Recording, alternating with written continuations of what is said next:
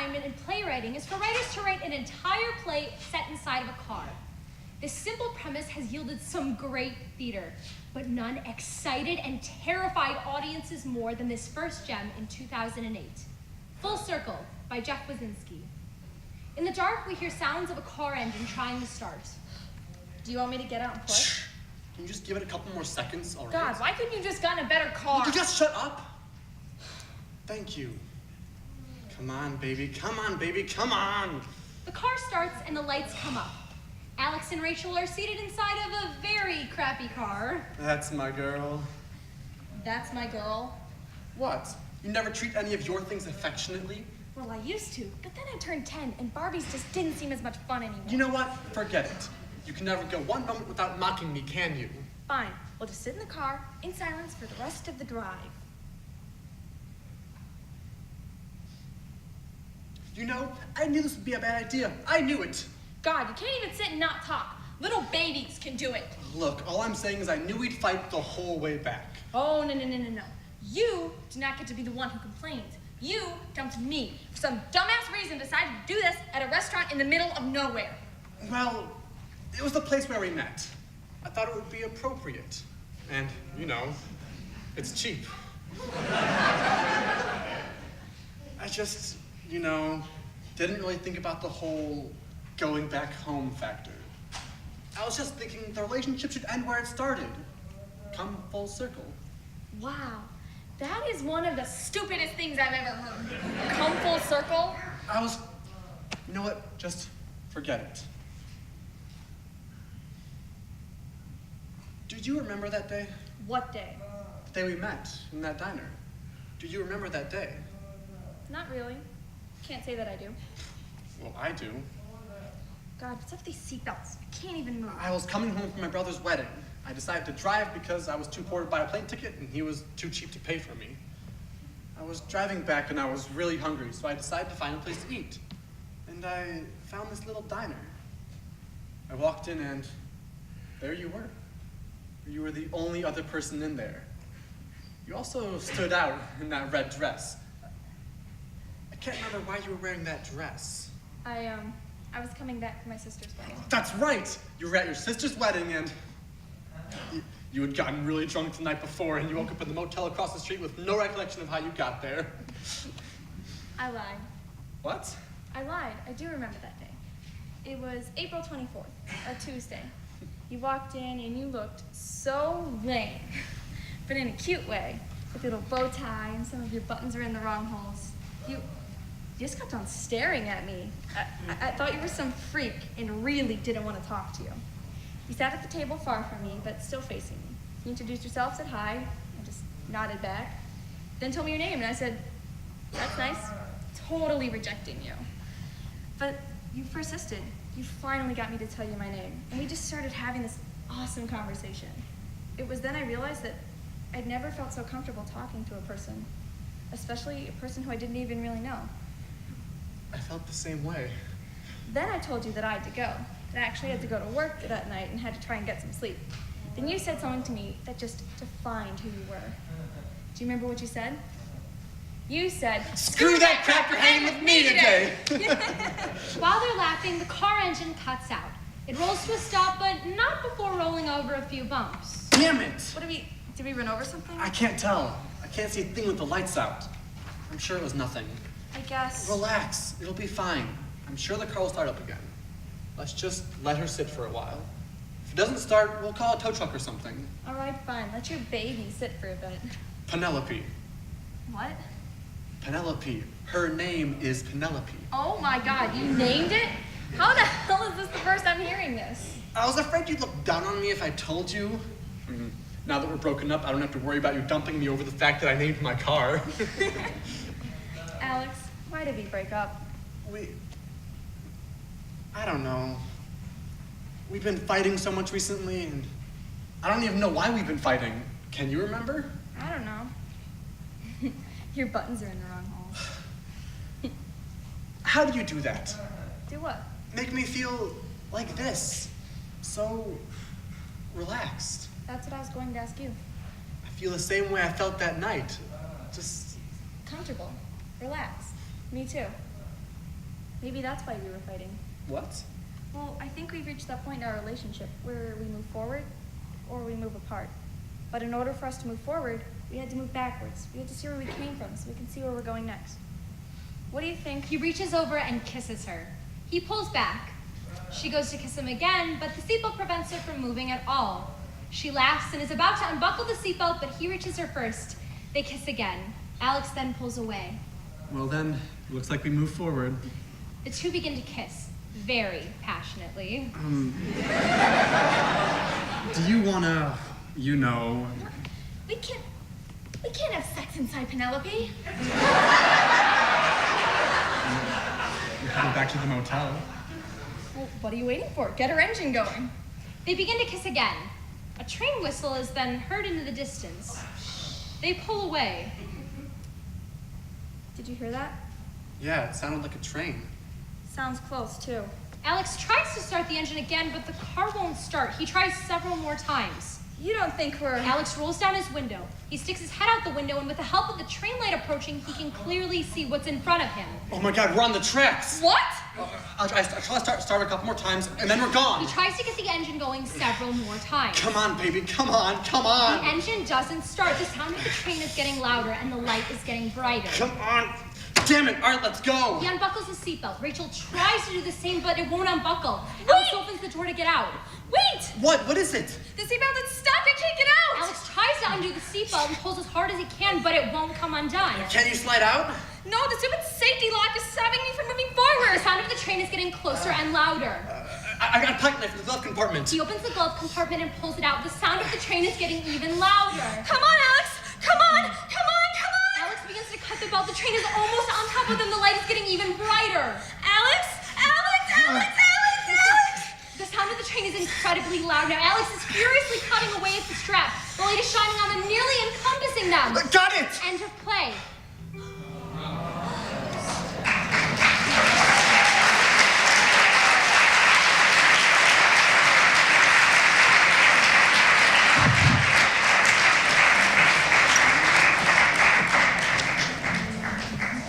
All aboard!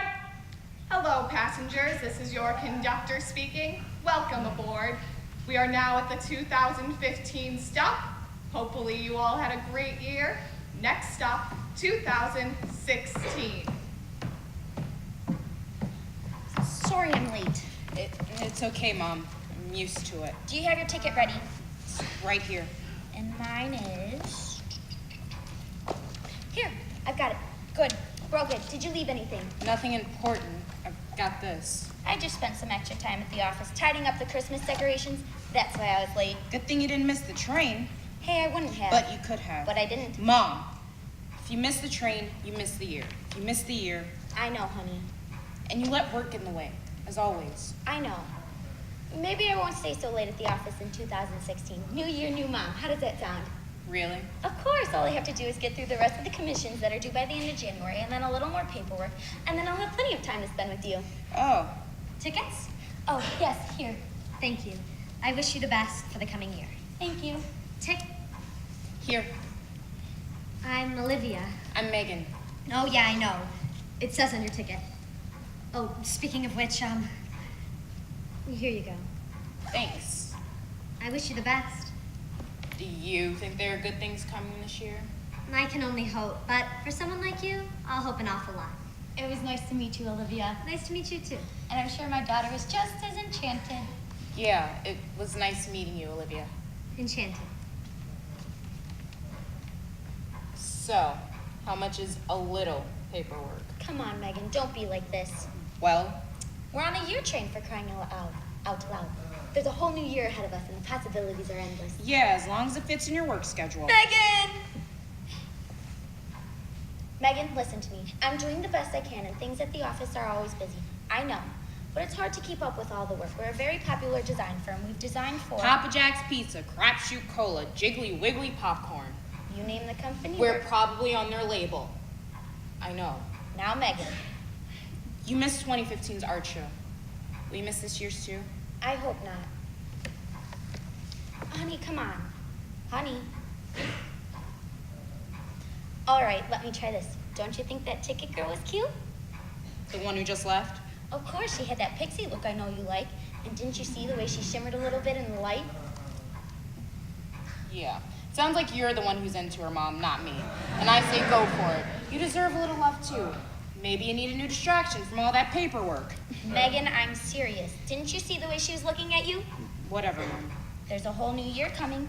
It's a clean slate. You can start fresh. Try something new. Maybe that Olivia girl would be a good start to the new year. And maybe gagging would be, too. Megan, live a little. Anything can happen. Mom? Megan, you okay? I'm fine. Are we stopped? It seems like it. Doesn't it seem early? Yeah, it does seem early. Do you think the train is stalled? What, like we're going to be stuck here? Yeah, just like we're going to be stuck here. Does this mean we can't get to the next year? Mom, are we going to die? Honey, we're not going to be stuck here. Listen to me.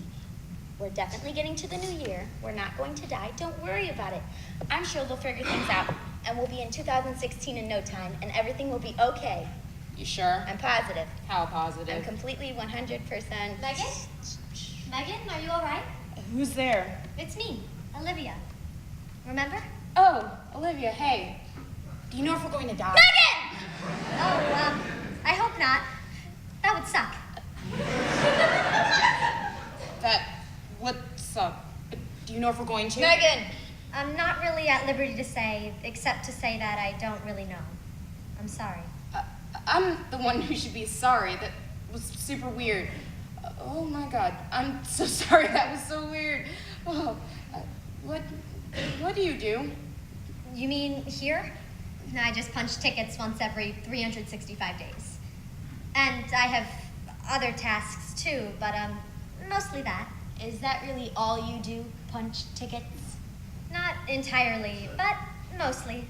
Doesn't that get a bit Dull? Sure. But it sure beats the work some people get. My cousin works... Never mind. It's not so bad. Plus, sometimes I get to meet some really extraordinary people. And what do you do? Oh, I draw, mostly. She plays second in her school's art show, and she goes to a big school. That's not entirely an incorrect statement. I did place second. That's fantastic. I'll have to see your drawings sometime.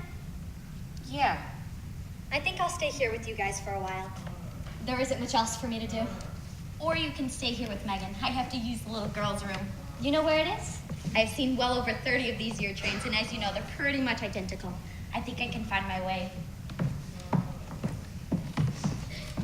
Still worried? Not as much. Here. Let me see if I can take the last bits of your doubt away. Well? Oh, right, sorry.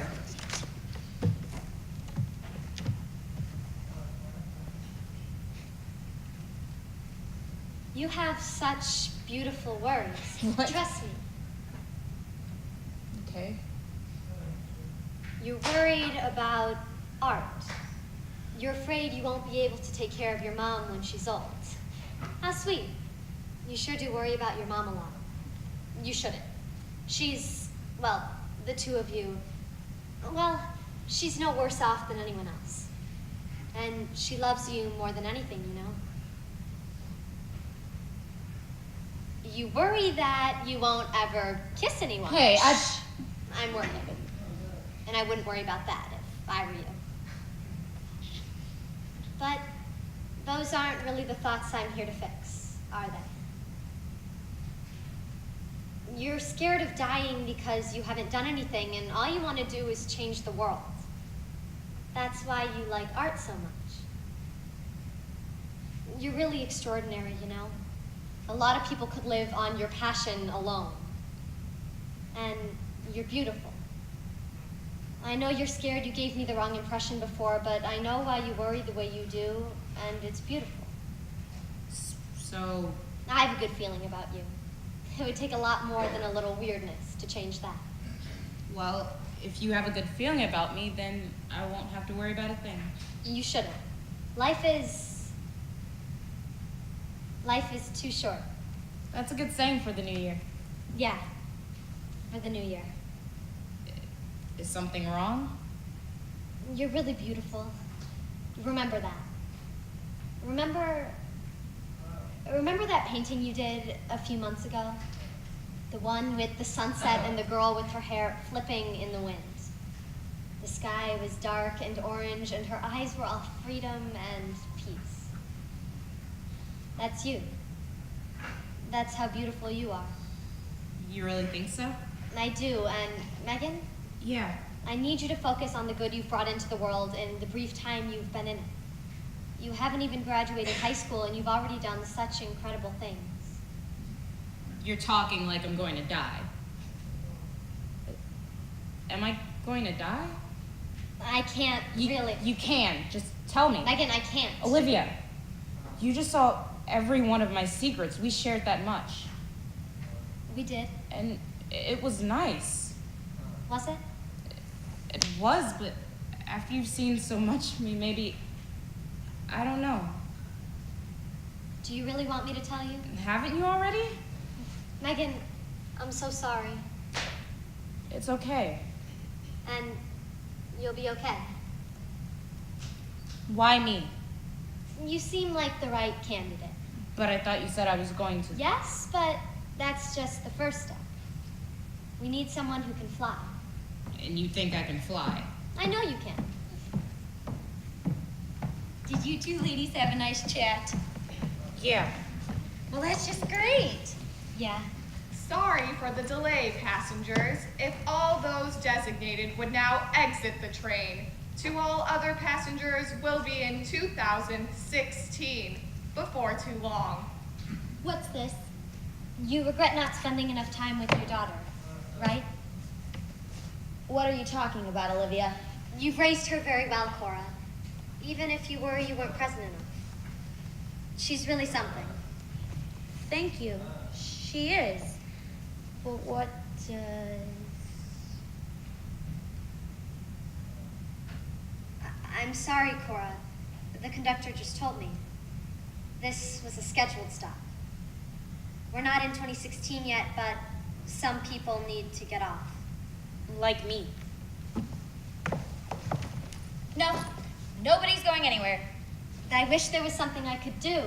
There is. Don't touch my daughter. Mom, Don't defend that girl. She wants to take you away. she doesn't want to. I don't. See, it's okay. Oh, what? Just because some pretty girl with glitter on her face tells you it's okay, it's all okay? Is that what I've taught you? She's not just some pretty girl, Mom. She's a very particular pretty girl, and I trust her. What did you do? We just talked. That's it, Mom. We just talked, and she knew everything about me, and so I trust her. Why Megan? Why my baby? Megan is very, very special. What are you going to do with her? I can't really. Would all those designated please exit the train? Please. All right. We need more angels. You're going to make my baby an angel? Yes, An angel. of course. But I was going to spend more time with her this year. Mom. I was going to do everything I could to see you more often. I was going to go to your art show and see them put a ribbon on your drawing. It's okay. It's not okay. I was going to be there for you. I was going to do so much to be a better mom. You're already a great mom. Megan is going to do such incredible things once she has her wings. She's already doing great things, just as she is. But think about it, Mom. I'm going to fly. You're going to fly? Yes, and I'll be a pretty girl with glitter on her face, too. Won't that be something? Yes. Yes, that will be something. I'm going to miss you so much. I'm going to miss you, too. Be good, okay? I'll try my best. Okay. I love you. I love you, too, Mom. Are you ready to go? Yeah. Okay. And you'll be okay. I trust you.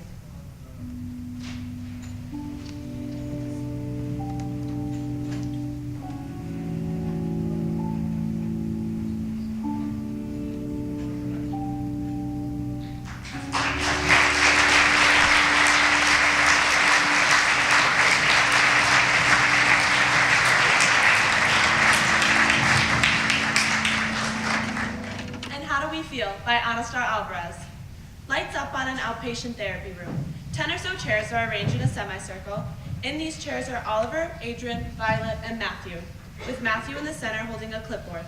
The patients are sitting in various positions to display their varying levels of discomfort and anxiety. Around the room are several cheesy inspirational posters, a whiteboard with a list of coping skills, and in several boxes next to the coping skills, there are X's that indicate that they have learned those skills. There's a water cooler and an ice machine with a stack of paper cups. So my mom said she found this school that'd be perfect for me. Really? That's amazing, Oliver. Is it a therapy school? Yeah, and they have this weekly group therapy so I can continue down the road to recovery. I'm so happy for you, Oliver. I'm so proud of our progress. So when are we looking for discharge? I was thinking, Avery enters and grabs a sheet of paper from the shelf and sits down. well, look who decided to join us. Sorry, traffic. If we could try getting here a little earlier, that would... Matt, you never said when I could discharge. Now, Oliver, I'm talking to Avery right now. Please be patient. But you said... Come on now. We worked on patience, remember? I do. Now, Miss Avery, how are we feeling today? About a 3. Why is that? Does there have to be a reason for everything? There was always a reason for how we feel. Well, I don't have one right now. I'm sure you do. Oh, I just don't, okay? You stop pushing it? Avery, are you all right? A knock is heard. A nurse enters with Harper behind her. The nurse escorts the new patient into the room and hands Matt a file and exits. Harper sits far away from everyone else. Miss Harper, welcome to our Hell. wonderful program. Why don't we all introduce ourselves, Harper? Violet, you start. Say your name and why you're here. I'm Violet. I'm here for depression, anxiety, self-harm, and an eating disorder. I'm Oliver. I'm here for depression and substance abuse. Hi, I'm Avery. Depression, anxiety, self-harm, suicide attempt, all the fun stuff. Adrian, depression and anger issues. And I'm Matthew. I'm here to help you out. Harper, why don't we introduce ourselves? Well, you already said it. I'm Harper, and I guess my mom forced me to be here. And why did Mom force us to come? Most of the kids here are here for depression. Do you think that's what you have? Here's a pamphlet about depression. It'll teach us all about our disease. What? No, she just thinks I'm sad. You're not sad? Well, I get sad sometimes, but don't most people? Well, take a pamphlet anyways. The blues. Dealing with your never-ending sadness and depression. So there's nothing wrong with you. Hey now, there's nothing wrong with any of us. That's funny, Avery. No, it's not. It's true. Avery, my wall looks like Swiss cheese because of the number of times I punched it out of anger. I'm pretty sure there's something wrong with me and I just heard everyone else's long list of problems. R1. Oliver, language. Sorry, Matt. Messed up gang. So we've got some problems. That doesn't mean we're messed up. Well, regardless, there's nothing wrong with me. I'm sure there is. Excuse me? I mean, there's something wrong with everyone here, and I'll help you. But you just... Now moving on. Adrian, how are we feeling today? I'm okay. What is okay on a scale? A 2, What's going on? my parents. We got into another fight with them? What was the problem this time? More of the same. So there was no improvement since our last family session? Looks like it's about time for another one then. If it didn't work the first time, then what makes you think it'll work? No, Adrian. We just need to communicate with Mom and Dad. I have communicated with them. I use coping skills just like you told me, and they still aren't listening. Adrian, please settle down. These methods are proven to work. Just give it some time. I have given it time, but they're not listening to me. You're not listening to me. Nobody listens. I am listening to you, but it is difficult to do so when you're getting so worked up like this. No, you're not. You're... You know what? I'm gonna take a self-timeout. If that's what you need, go ahead. Sorry about that, guys. Does that happen often? What do you mean? Does he freak out like that a lot? Oh, yeah, we all do. Oh. Do you guys all hate it here? Not all of us, just the majority. If you guys hate it so much, then why do you stay? There really isn't anywhere else to go. There's inpatient, but that's even worse. I know. Were you there before this? I don't know. Well, inpatient's like really awful. You're trapped in this mental health facility and you can't really talk to anyone. But it's not so bad here. They teach you skills that you actually need to know that'll help. Oh. Just be happy you're not here for substance abuse. I get random drug tests every so often. It's a real pain in the... Thank you, Oliver. I feel I've done a good job as helping kids out so far. At least for me, you have. Now, let's move on. Miss Violet, how was last night? Did we eat? Violet, come on now. I had an apple. I suppose that's something. It was really more of an apple slice. Violet, what happened? I thought we had made some progress on our eating disorder. I don't know. I suppose I just forgot to eat. Did we look at something that made us feel bad about our bodies? Is that why we didn't eat? What? No, I just had a lot of work to do. I couldn't eat. No. It says here that the leading cause of eating disorders are low self-esteem. Well, I obviously have that, but that's not why I didn't eat last night. Or do you feel as though you've lost control of life? That is a second leading cause of eating disorders. No, I didn't eat because I didn't have time to. I had too much work to do and not enough time. So it is the lack of control and feelings of anxiety. I mean, yeah, I guess so. Violet, we talked about this. You have time to work on homework here. There's no need to overwork ourselves at home. She just doesn't want to fall behind in school. There's nothing wrong with that. Miss Avery, I'm talking to Violet right now. But she's right.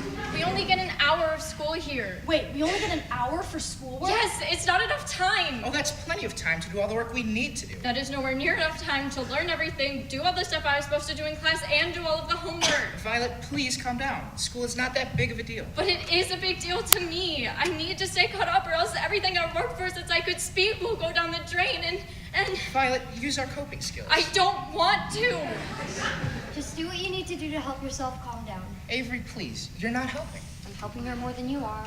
What's our favorite coping skill? Four-square breathing, but I'm fine, really. I think I just need water. I'll go get some fur. No, Oliver, sit down. Let's work on some coping skills. They're the most effective method when dealing with panic attacks. Do you know 5, 4, 3, 2, 1? Or what about grounding? No, I don't. I just need some water. What you need is to learn more coping skills so you can better handle a panic attack in the future. Then teach them to me when I'm not in the middle of one. Screw this. I'm gonna get us some water.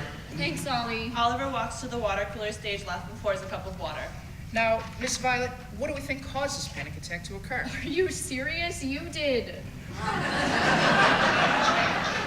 Oliver walks back over with a cup of water. Here you go, Vi. Thank you.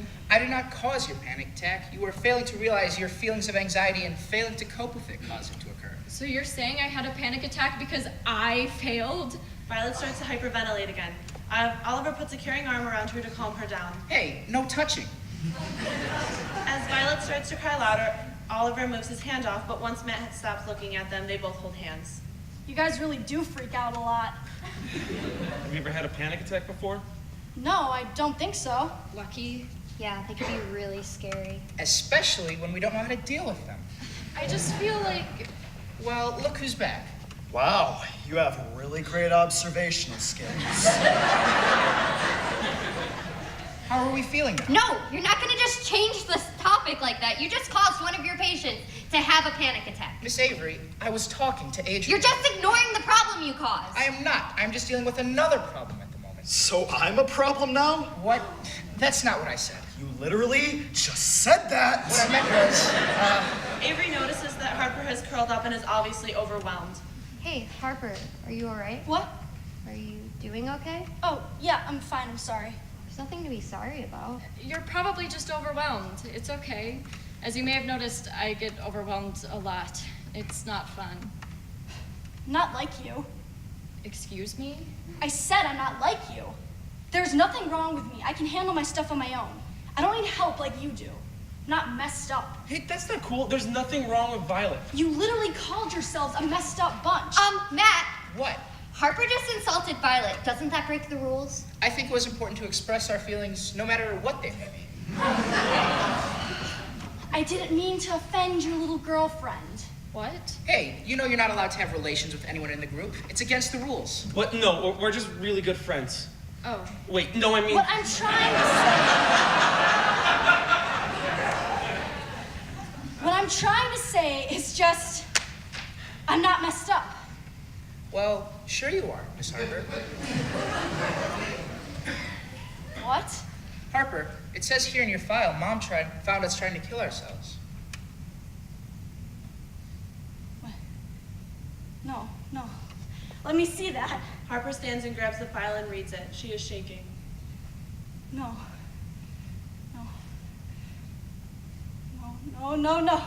This is not true. This is life. Why do you think we repressed this? Because it didn't happen! It did, Miss Harper. Mom found us when... Matt, please stop. Can't you see she's upset? Yeah, cut it out, man. We have to discuss our problems before we can begin to solve them. But not on her first day. Let her adjust. This is a scary place at first. The sooner we start, the sooner she can get out of here. I've been here for 2 months and 2 other times before this. So obviously that method doesn't work for everyone. Let her take her time. I've had it with you, Avery. I'm trying my hardest to do what's best for you guys, but you keep criticizing everything I do. Because you don't listen to us. You're forcing us down this road to recovery without letting us have any input on what we need. But I know what we need to help us. That's it! It's not what we need.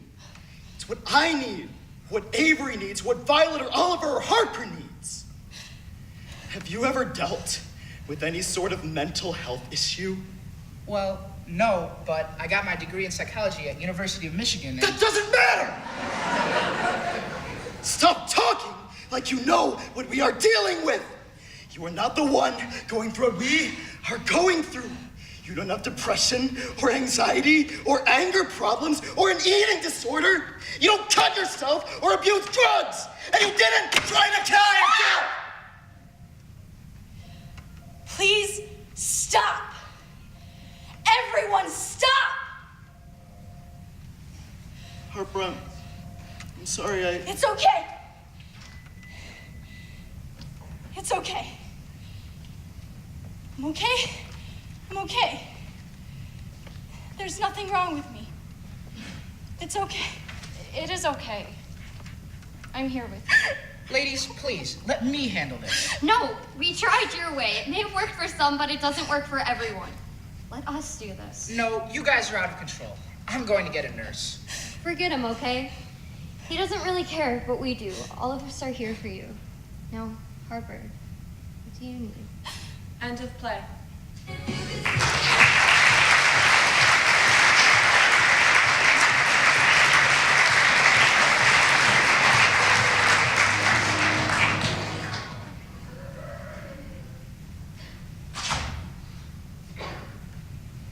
What you doing? Homework? Why are you doing it now? It's a Saturday. I just want to get it over with, okay? Jeez, I was just wondering. Don't you have anything better to do? Go feed the dogs or something. I already did. Well, then get out of here. Okay, fine. I'm gonna go back to my room. You have fun with your homework.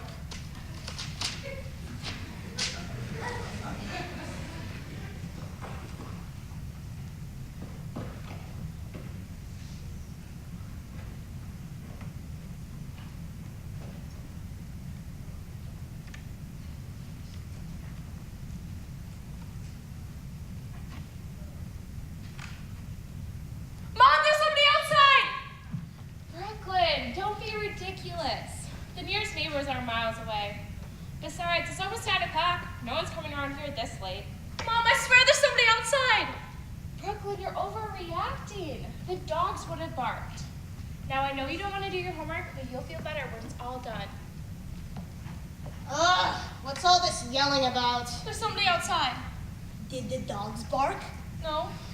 Then you're imagining things. I'm gonna go back to my room. Gabe, I swear. The dogs would have barked though. Not if they knew whoever it was. I guess. Who would come around here this late? I don't know. Did you invite somebody over and forget? No? Did you? No. Do you think it's somebody trying to steal the sheep? Doubt it. Where are the dogs anyway? After I fed him, Mac went and laid around the corner of the house. He would have barked if he saw anybody. He wouldn't if he knew who it was. Yeah? But who would come by without calling first? Gavin! I thought he was out of town this week. Well, he does have the tendency to just show up out of the blue. He could have got home early. That's true, but he wouldn't come over at night. He's scared of the dark. What kind of 14-year-old boy is afraid of the dark? A creepy one who lives with his grandma. Why does living with his grandma make him creepy? That's not what makes him creepy. Well, then why'd you say it? I don't know. I was just showing how creepy he is. Whatever. Ugh. Besides, If he's so afraid of the dark, how did he get here in the first place? He's got that stupid little motorbike thing. He could have rode it over before it got dark. And then what, just waited outside? He's done it before. I'll go get the shotgun. Gabe, not again. Why are you getting the shotgun? If that creepy kid is out there, I've got to do something about it. Brooklyn? Is he talking about Gavin? Has he been bothering you again? Not more than normal. Brooklyn, are you really sure that there's someone outside? Yes. Is that a picture of our house? Brooklyn, what are you talking about? Look what Gavin just sent me. Well, okay, that's odd. Are you sure that's a new picture? What's the difference? It's still creepy.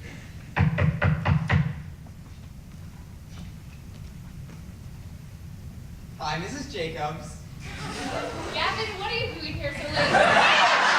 Shoot him!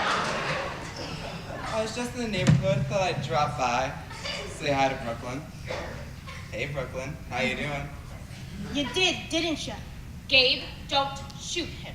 Gavin, what do you want? Just thought I'd drop by and say hi. Hi, Brooklyn. Hi. How'd you get past the dogs? Well, you see, they came running up to me when I got by the gate, but they already knew me, so they let me right in. We really have to get dogs who don't know who you are. Or train the ones we do have to not let crazy people in. Crazy? I'm not crazy. Then why'd you send me a picture of my house with the caption, "I'm watching you"? I was just letting you know I was here. Ever heard of a phone call? How about asking first before you show up randomly at my house? Jeez, Brooklyn, who do you think it was? A murderer? It could have been. Nobody ever comes around here without calling first. I do. Yeah, I've noticed. You don't like it when I drop by? No, Gavin, I don't. I thought it was romantic. Romantic? Yeah, romantic. Well, there's a pretty big flaw in your romantic plan, Gavin. What's that? I don't like you. Why not? Gavin, will you get out? I can't. Why not? It's dark out. Guess I'll have to stay the night. Don't worry, I don't mind sleeping on the floor. Gavin, you are not sleeping overnight. But Mrs. Jacobs, I can't go back now. It's a mile ride, and I can't see anything with it being so dark out. I don't have a light. I'm gonna knock the daylights out of you if you don't get out by the time I count to 3. 1, 2... Gabe? Look, it's locked and loaded. Safety's even off. Gabe, put that down. Gavin, I've had enough of you showing up here in the dead of night. Now I'm gonna go call your grandma and have her come pick you up. But... You're creeping in my window at 9 o'clock at night. You're always trying to hang around here. Don't you have a girlfriend? 2, actually. I got one online. Then go creep on one of them. I need to get back to my homework. Homework? But it's Saturday. I know it's Saturday. We do own a calendar, you know. So why can't you hang out? Because I don't like you. I don't like to be around you. I don't even like to think about you. Do you think of me often, Brookie? Don't call me that. Gabe, don't shoot him! Why not? Because you can't just go around shooting people. Why not? Because you just can't, okay? Fine. Gavin, I think you should go. I can't. It's dark out. Why'd you really come here, Gavin? I'm having a party next week, Brooklyn. You want to come? No. No? No. But we're gonna chug beer. We're not old enough to chug beer. It's not exactly beer. Then what is it? Dr. Pepper. Dr. Pepper? Dr. Pepper. Please leave. Do you have any matches? What? I said, do you have any matches? Lighters? I am not giving you fire. Why not? Because you're crazy. And he's not. He's the one with the gun. I prefer to call it insurance. Not as crazy as you. Come on, Brooklyn. Just give me some matches. I'm not giving you matches. What do you want them for anyway? I brought my special fireproof gloves. What? Do you have any cotton balls? What's that got to do with anything? I can juggle 3 cotton balls while they're on fire. What? I said I can juggle 3 Do you think words through before they come out of your mouth, or do you hear them for the first time when the rest of us do? What's that supposed to mean? Gabe, shut up! Ugh. Gavin, will you get out? My arm's getting tired of holding this gun. I just want to show you that I can juggle 3 cotton balls while they're on fire. You don't think I can do it? I'll take your word for it. Gavin, you are not juggling anything with the word fire attached to it. Not in my kitchen. Then let's go outside. We can't go outside. It's dark there. That's because it's nighttime. So we have to do it in here. We are not lighting matches in the kitchen with you anywhere near it. Why not? It's perfectly safe. You want to set cotton balls on fire and juggle them. Yes. In the house. Yes. Does that sound safe to you? I've done it before. Gavin, I think it's about time for you to leave. I can't. It's dark out. Well, I just called your grandma and I told her I'd take you home. It's really no trouble, Mrs. Jacobs. I don't mind sleeping on the floor. I am not fine with that. All I need is a pillow and a blanket. How about you go grab your bike? I'll put it in the back of the truck. But I'm not ready to leave yet. Too bad. Hey, Gavin, ever heard the saying about overstaying your welcome? No? It goes a little something like this. You ready? I'm ready. Listen real closely. I'm listening. Get out! What? Come on, Gavin, let's go. Bye, Brooklyn. See you at school on Monday.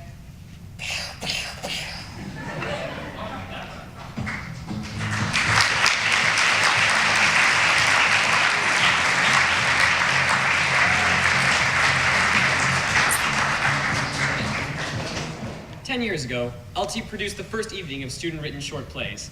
That evening was the very first Tens by Teens. The only problem was there wasn't any playwriting class, so a handful of brave students submitted plays. One of those was by a sophomore named Kevin Phillip. Kevin went on to write twice more for Tens by Teens. He's now a graduate teaching fellow at the University of Oregon, and we're thrilled to bring back a portion of that ambitious play which started it all 10 years ago. A Night on the Parkway by Kevin Phillip. At Rise, the stage is dimly lit with a blue glow. At stage right is a jaw jutting out from off stage a few feet. The wall is stone, about chest high and covered in graffiti. Possibly a pentagram or two. One tag specifically reads, "Kids, leave home and see the world. There's a world out there, an entire world." Amongst the colorful spray painted symbols and letters is a sign that reads, "St. Francis Cemetery." Center stage sits a park bench. Just upstage and right of the bench is a cast iron street lamp. It sheds just a scrap of light upon the bench. Surrounding the bench are empty soda cans, bottles, papers, and other trash. Some more trash is strewn about the stage randomly. The sound of a slow rock song at a party can be heard, but soon fades away along with the chatter of teenagers. The loner entered stage left. He is dressed very simply in darker clothing. He walks with his head down and arms crossed till he just passes the light post.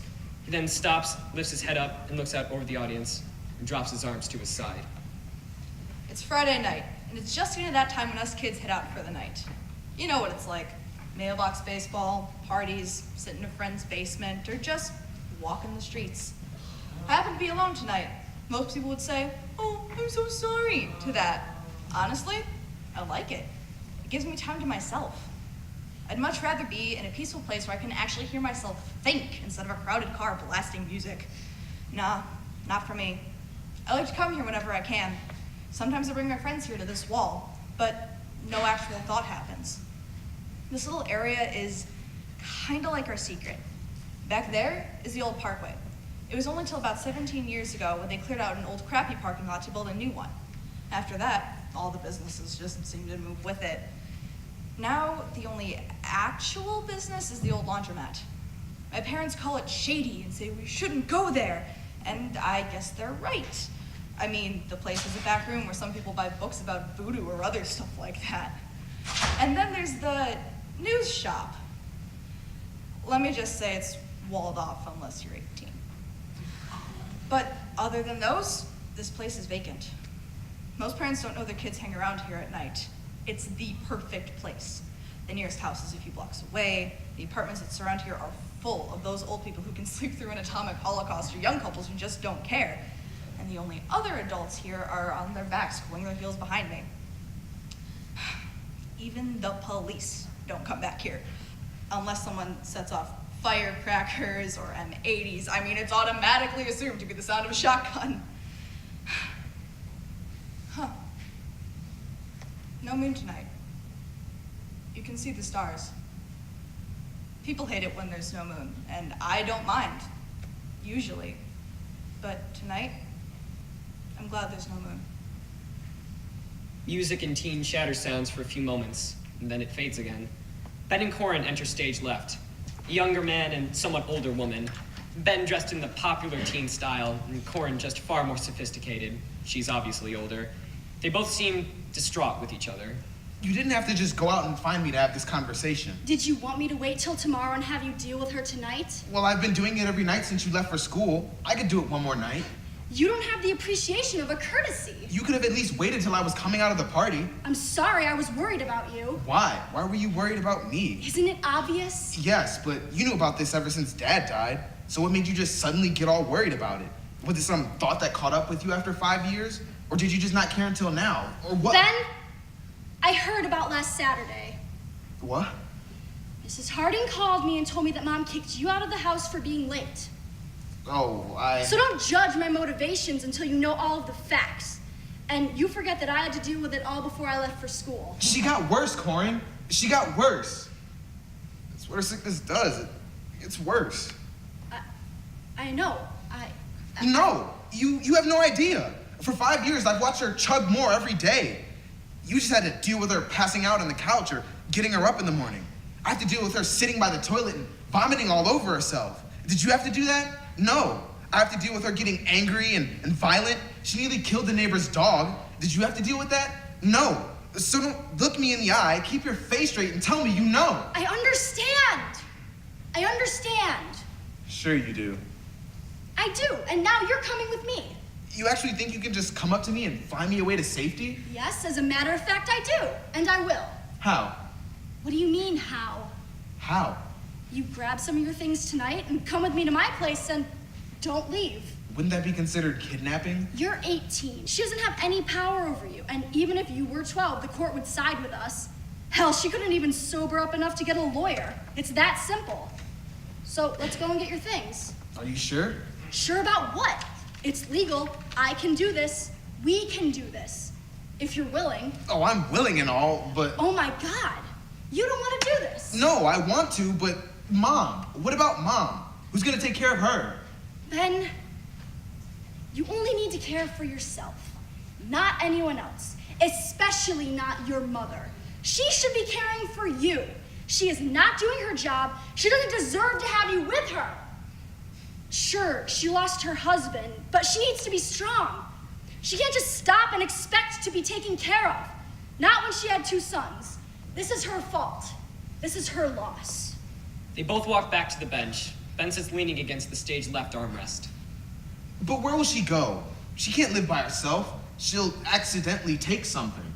We can put her someplace. What, you mean rehab? She wouldn't step foot in a place like that. Yeah, but the court can make her. Oh, I couldn't watch that. What, see Mom shot with a tranquilizer dart to be put in rehab? Not funny, Corin. It's just that it seems wrong, ripping someone from their home. It doesn't seem right. What does anymore? Look around you. You live in a town that is a shelter from the world. Is that right? Watch the news. The planet is full of crap like that. Where is the right? There is none. Then why do we have to do this? I'm going to college after next year. I can wait it out. No, you can't. Why not? Then it wins. The sickness wins.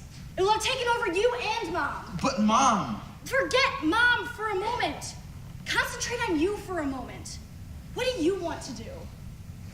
I don't know what I want. Yes, you do. You know what you want. You just keep thinking about her and what would she want. Think for yourself. I'm sorry, but I don't like the idea of locking Mom up somewhere to get sober. She should do that herself. There is no way in hell that that is going to happen, and we both know it. She's never tried before. How are we to know that she won't succeed? She very well could. Do you believe that? Do you actually think that she is capable of doing it without help? We could help. I'm not. She dug herself into this hole and she's gonna have to dig herself out of it. I won't help her. The same thing will be happening when you go off to college. Wouldn't you rather have her salvage herself now while it's a somewhat easier road? It does make sense that way, but it's still hard, Corin. I know it's hard, but you need to act in your best interest. And in a way, this will help Mom. So, I'm gonna ask you one more time.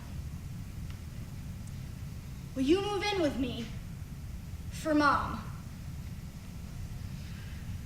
I will. For Mom. Oh, thank you so much.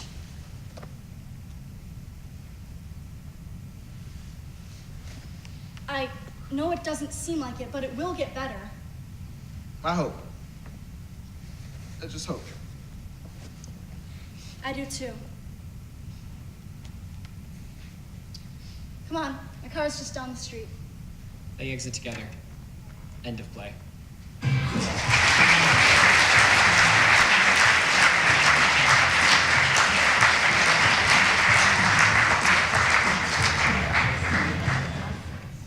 Oh, you wouldn't dare. Oh, I wouldn't? How do you know what I would and wouldn't do? I'll do whatever I please, Miss Georgia Peach, and you can't stop me. Stop! I just said you can't stop me. Why was you yelling, stop? Stop me? How would that even make sense? I don't know, I just kinda... Well, you were wrong. Please, Katie, don't do this. His name deserves to be on that list. If you cross his name off... What? You'll have to date the number 2? Let's see who that is. Ha! Mike Murphy! He smells like cheese! And then she crossed my boyfriend's name off the top super hot list. I just couldn't believe she would do something like that. I mean, my whole world came crashing down around me. You weren't even there. What? I said you weren't even there when she crossed Tommy. You weren't even there when she crossed Tommy's name off the top super hot list. No one was. You don't even know if it was Tommy who did it. How would you know? What are you even talking about? Do I even know you? Do you even, go to this school? Oh my gosh, shut up, Georgia. Shut up. I know you know who I am. Tommy and I have been best friends since middle school, and since you dated Tommy, by default we've run into each other. Only a handful of times, yes, but enough times for you to know who I am. So don't start acting like you don't know me when we both really know that you know my name. Well, Mike, your face is stupid, so... Wow. Wow. What a good comeback. If you really want to know how Tommy's name got crossed off the top super hot list, I will tell you the real story.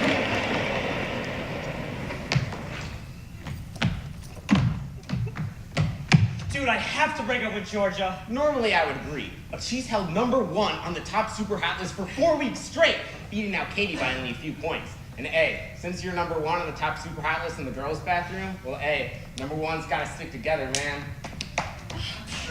That is such a stereotypical boy response. Shut up! I'm telling the story here.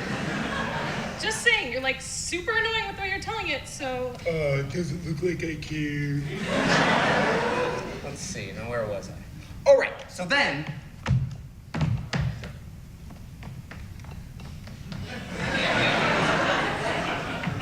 I get it, dude.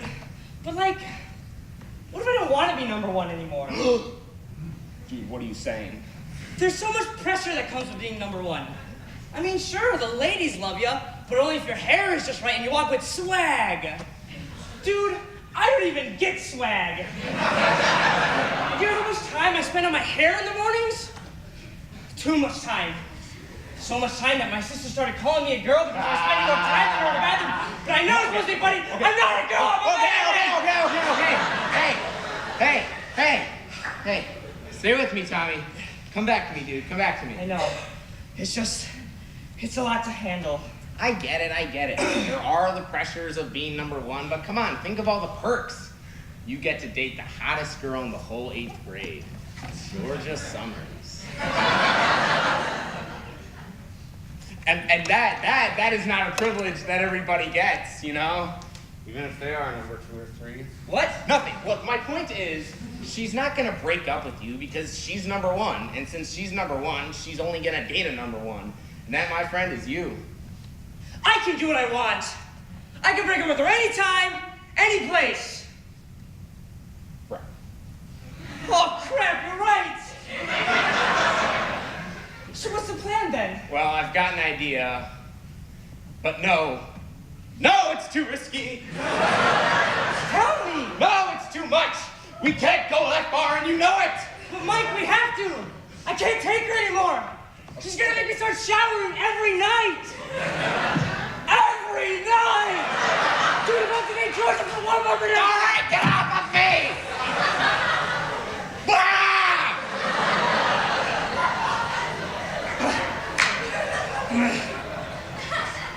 Okay. I've got a plan. But it ain't pretty. Just tell me.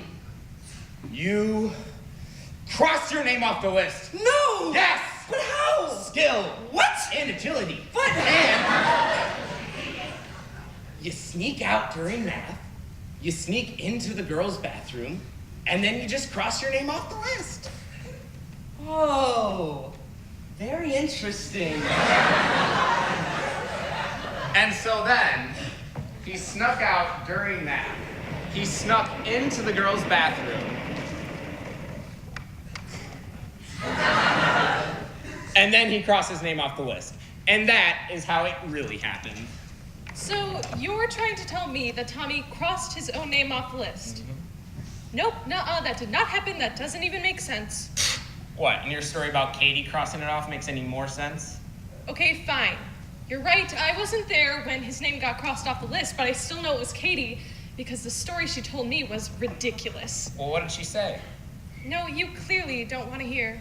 Oh my God, no, please tell me, I'm so interested.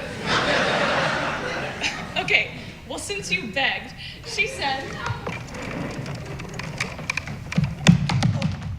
What are you doing in the girls' bathroom? Yes? You see, I need to fix the top super hot list. What? No, only girls can write on that list. And last time I checked, you're a boy, so... I know, I just need to make one tiny change. Tommy, I told you, only girls can write on that list. It's about boys anyway, and you're on top. Why do you want to change it?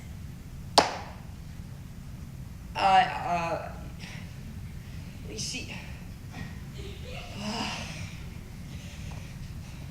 I need to cross my name off it. What? Why? Because I'm dying! And this is the only way to tell the world the truth! Oh my God, Tommy, that's like so sad! But you still can't write on that list. Fine. Can you do it? You want me to cross your name off for you? Yes. I don't know if I can do that. But Jenny, you must. It's the only way. Okay, I will. I'll do it for you. But you have to do one thing for me. Anything. No, we can't. We can't? We can't what? Jenny, I'll do anything to get my name off that list. Then kiss me, Tommy, kiss me. Now fly, my love. Fly over there and cross my name off that list. I will.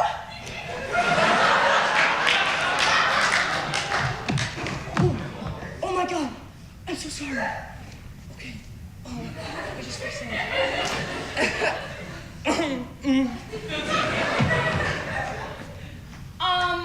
Why was Tommy in the girls' bathroom? No reason. What are you hiding behind your back? Jenny? Really, it's no big deal. It's nothing.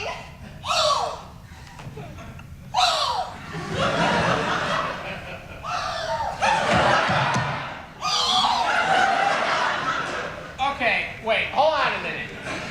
Why is Katie gasping so much? Does she have asthma or something? I'm adding them in for dramatic effect, you idiot. Now, anyways... Okay, no, seriously, this is not normal.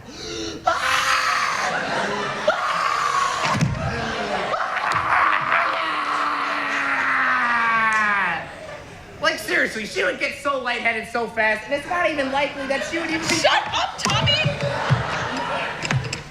Can I finish telling the story? So anyways... You crossed Tommy's name off the list. No, I didn't. Yes, you did. And with this very Sharpie. But why, Jenny, why? I had to, for the sake of love. What? Are you insane? You just did it so you could date Tommy and not Georgia. No, I would never. I'm Georgia's best friend and I will forever defend her honor. So,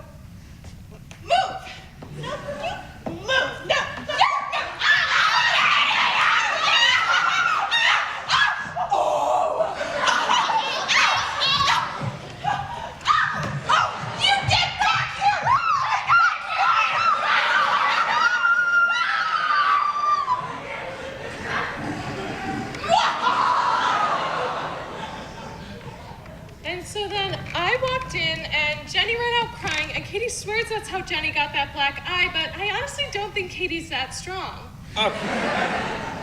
Okay, wait, hold on. So you're telling me that Tommy kissed Jenny so she would cross his name off the list, and then Katie gave her a black eye because of it? No, that's just what Katie said happened. And you believe her? No, I told you I think Katie crossed his name off because she's jealous of how popular my boyfriend is. Well, that's definitely not true. Oh, what? Okay, so Tommy crossed his own name off the list. Yeah, right. Whatever. Look, it doesn't matter whose story's right. Mine. We haven't gotten to the real part of the problem yet. Which is? Well, you have to date me now.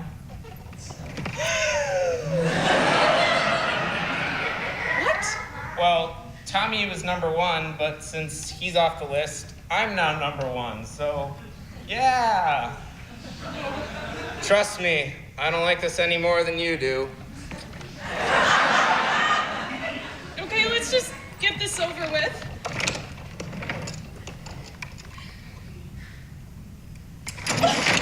Ew, gross! I just like that way more than you did, trust me. I highly doubt that. You know what? You're such a spoiled brat. That is so rude. You know, you smell like wet dog. Well, your nose is too big. Yeah, well, your face is annoying. Well, your hair is soft. Well, that shirt fits you really well. Oh, yeah?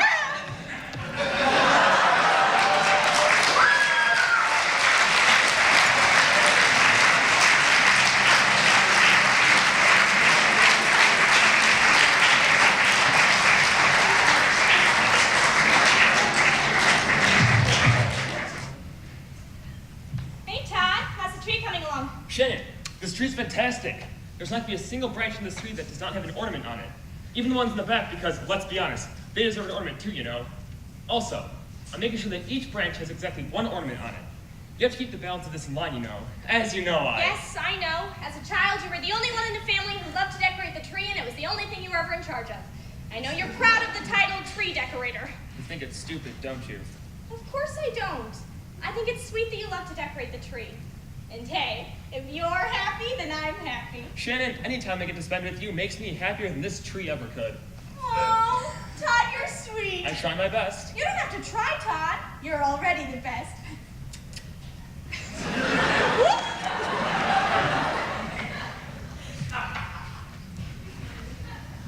Oh, hey, Todd! Don't forget to clean up the living room, okay? My dad's gonna be here in a half an hour, and he hates dirty living rooms. What? Ah! Todd! Oh my God, are you all right? Your dad's coming over for dinner tonight? Why didn't you remind me? I assumed you knew. I was busy today. It must have slipped my mind. You had off work today. Aside from decorating the tree, what have you done? Well, I took a shower. Wow! Todd, you showered? That's amazing! I would be so proud of you if you were 11. Okay, fine. Whatever, my day wasn't productive. I get it. Just, why does it have to come over here? Well, it's because he hasn't seen the new apartment yet, and since it's not big enough to host for Christmas, I figured, why not invite him for dinner? Well, technically he invited himself, but that's beside the point. No, it's not. Your dad hates me, and the apartment's still messed from the moving boxes and Christmas decorations. We've been living here for 2 weeks, and it's Christmas time. We've been busy. I'm sure my dad will understand when he gets here. What's the matter with you, Todd? You can't lock a door or something? Daddy! You're here early! Poor sweetheart. Father's always early for his little princess. Wow, this place is a mess. Speaking of messes, how are you, Todd?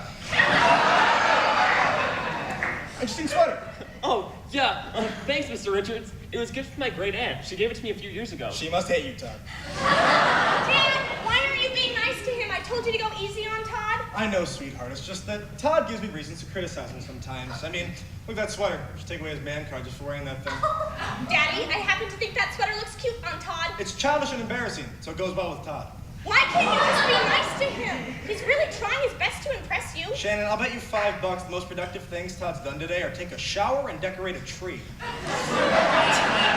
Dad, please, I'm sure if you just took the time... Shannon, I don't need to take the time to realize that your boyfriend Todd is a loser. So, I'm still here. Shut up, Todd. In case you're having a conversation. Oh, that must be the pizza. If you could excuse me for a moment, Mr. Richards, I'm gonna go downstairs and grab it. Actually, Todd, why don't you let Shannon go grab the pizza? I think since you love interrupting conversations so much, you and I should have a little one of our own. Nonsense!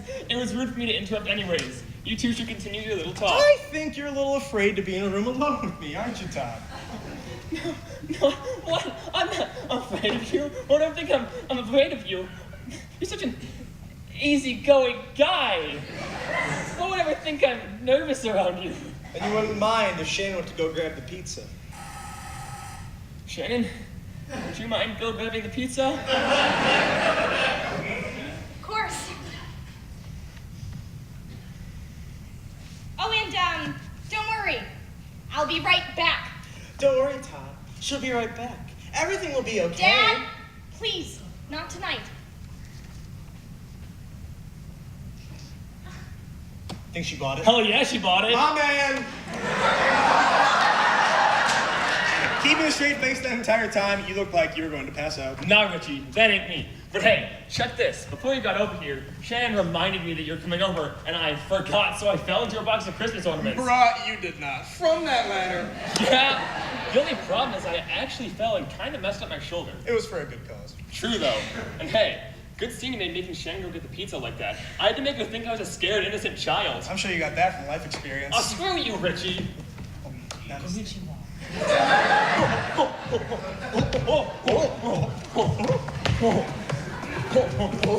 Oh! You son of a bitch! Oh my God! I'll kill you for what you did! Get off of him! What is the matter with you?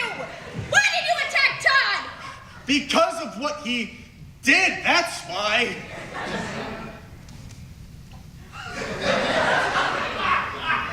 And what exactly did he do? Yeah, Mr. Richards, what did I do? He. Okay, I have no idea what's going on here, and I don't care that you don't like Todd. There is no excuse for you to attack him like that. Yeah, Mr. Richards, why can't we just be friends? We can't.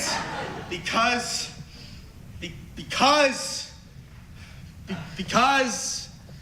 Oh, screw it. I give up. Shannon, I like Todd. I like him ever since the start of your relationship. He and I just pretended to not get along because we thought it was funny every time you'd get upset or angry at us for it. Wow. That's all it took for you to break? I'm very disappointed. Wait. What? You didn't hate Todd? Why did you lie to me about this? We've been dating for a year. Yeah, Richie, how could you lie to your daughter like that? How could you lie to your girlfriend like that? And did you just call him Richie? It was all his idea. He started it. It was all his idea, Shannon. It wasn't my fault. Honest, I was just dumb enough to agree with it. Shannon, we were just joking around. There's no need to take it so personally. I am going to take it personally.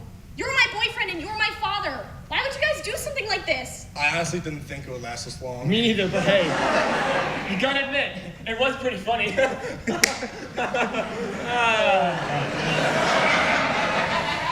Funny, Todd? Explain how it's funny. Well, we have been dating for a year and you never found out, so that's pretty funny. A year is a long time, sweetheart. Oh! Oh, so it's because you think I'm stupid. No, maybe it's just that you can't take a joke. Oh, so I can't take a joke? That's not what I said. That's exactly what you said! Jane, look on the bright side. It'll make for a good story, right? Oh, you want a story to tell, Todd? I'll give you a story to tell. Shannon, what are you doing? Look at this tree, Todd. It looks so nice. You did such a good job decorating it. I'm sure you spent such a long time working on it. It'd be a shame if something happened to it, don't you think? You wouldn't. Want to bet? Yeah, Shannon, why? This is no fair. Guess what, Todd? Life isn't fair! Shannon, I'm sorry. I messed up. Please, just don't take a tree. Just take me instead. As one Republic once put it, it's too late to apologize. Shannon, please calm down. Stay out of this, old man. This is my tree now, and I'll do what I want with it. Todd, look. It's a shooting star. Make a wish! Shannon Marie Richards, I don't care if you're an adult now. I am your father, and you will show me some respect. Respect this bitch? That ginger! Oh, she ran away from me 15 years ago at a park. Get over it! Leave her out of this! probably don't even need one this year. At all. Shannon, I'm sorry. I messed up. But so did your dad. So if anything, you mad at him. It was all his idea. It was a mutual partnership. Okay, it was a mutual partnership. And if you're mad, I understand, but just don't take the tree. Take me instead. Todd, it's a tree. There are much more important things at stake right now. I know. It's just, I spent so long on that tree. It was the only job I ever had. Just make it stop. Make it end. Don't worry, Todd. I'm about to make it all end. Shannon, sweetheart, please think this through. Think of all the people that could get hurt or killed if you... If I what, Dad? Go on. Say it. I want to hear what you have to say. I seem to have forgotten what I was going to say. Weird, it must have just slipped my mind. Oh, get down and shut up! Okay. So you two think you're so funny pulling your little pranks and lying to me, huh? Well, I mean, when you put it like that, it's Stop talking! Yes, ma'am! You two think you're always one step ahead of me and that I don't see it coming. Well, I say otherwise. But first, I want an apology. We're sorry. Louder! We're sorry! I accept your apology. But the tree is still going bye-bye. No! Well, I guess there is one other option. Shannon, whatever the other option is, we promise we will cooperate. Very well. The other option is I tell you the truth. The truth? I knew you guys were getting along the whole time. You did? How? Well, you guys talk pretty loudly when I'm in the other room. And Todd uploaded pictures of you two partying together on the cloud. Todd! I wanted to save them! But if you knew this whole time, why did you go crazy on us? Oh, come on. You didn't really think I'd burn the apartment down, did you? Yeah. Oh my God! No, I would never do something like that. I was just frustrated with the whole secret thing, and I thought that going crazy was the only way to get you guys to admit to it. Also, I wanted to prove one thing and one thing only. Which was what? No, the joke was never on me. The joke was on you.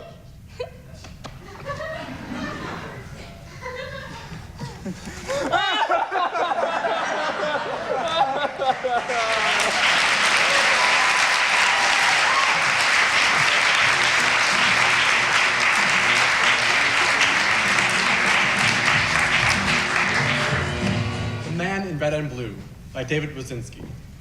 Open on an alley with a reddish light on it. Then a man with a bag walks on, silhouetted by the light. Let's call him Toby. As Toby makes his way mid-stage, another man starts walking towards him. Toby walks away, but another man appears from behind. There are now 3 people on stage, Toby in the center, and 2 unnamed men on either side. The men start inching closer and closer, and finally a fight breaks out. This fight is very stylized and looks like a comic book movie. As the fight goes on, one of the assailants grabs Toby's bag. As he fights for the bag, a hoodie flies out and falls to the ground. Toby puts up a good fight, but he's always on the back end of it.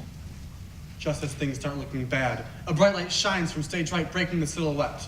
We see our main character. He's wearing a thin black hoodie, blue jeans, and red Converse.